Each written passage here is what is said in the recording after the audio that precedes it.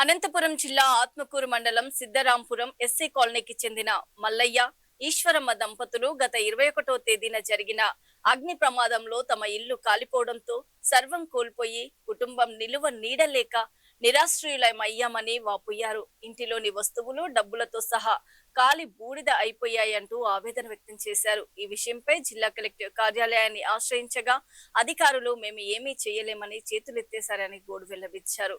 ప్రభుత్వం తరఫున మాకు ఉండడానికి ఇల్లు, ఆర్థిక సాయం అందజేసి తమ కుటుంబాన్ని ఆదుకోవాలని సీఎం నారా చంద్రబాబు నాయుడుని మల్లయ్య, ఈశ్వరమ్మ దంపతులు వేడుకున్నారు. అందరికీ నమస్కారం. మాది అనంతపురం జిల్లా. ముఖ్యంగా రాష్ట్ర ముఖ్యమంత్రి శ్రీ నారా చంద్రబాబు నాయుడు సార్ గారికి నమస్కారాలు తెలియజేసుకుంటూ విన్నవించుకుంటున్నది ఏమంటే, అనంతపురం జిల్లా ఆత్మకూరు మండలం సిద్ధరాంపురం గ్రామం ఎస్సీ కాలనీకి చెందినటువంటి మల్లయ్య, ఈశ్వరమ్మ వారి దంపతులు ఎస్సీ కాలనీ యందు నివాసం ఉంటున్నారు. నిన్నటి రోజున అంటే 21వ తేదీన అనుకోకుండా విపత్తు జరిగి ఇల్లు కాలిపోవడం జరిగింది. చిన్న షార్ట్ సర్క్యూట్ అంటే వర్షం పడి తేమకు చిన్న షార్ట్ సర్క్యూట్ అయ్యి ఇల్లు కాలిపోయి ఇంట్లో ఉన్నటువంటి బత్యము, బియ్యము, మరి అదేవిధంగా సరుకులు, బట్టలు, డబ్బులు దాదాపుగా 1,20,000 రూపాయల డబ్బులు, జత కమ్మలు, 3 జతల కమ్మలు, మరి తర్వాత కొంత వెండి, పట్టీలు ఇవన్నీ కాలిపోయి కుటుంబం అంతా అసలు ఏమీ లేని పరిస్థితిలో రోడ్డును పడిన సందర్భం.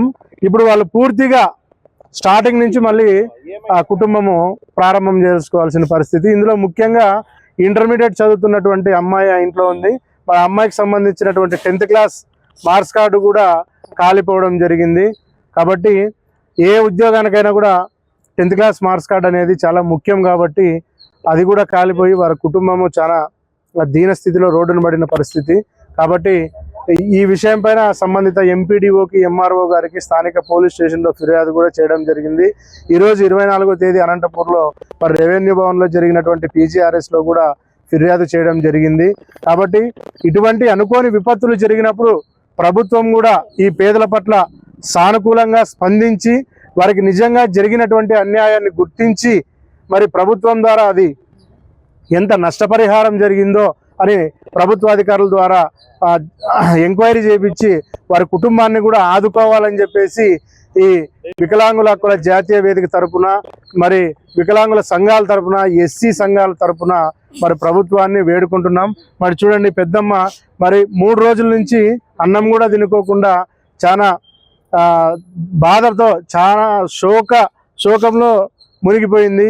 ఎందుకంటే ఇవి మధ్యతరగతి కుటుంబాలండి, దయచేసి అర్థం చేసుకోండి. మధ్యతరగతి కుటుంబాలు చాలని బ్రతుకులు.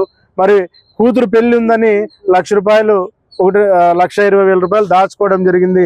అందుకు సంబంధించినటువంటి ఫోటోలు కూడా చూడండి. ఇది కేవలం మిగిలిన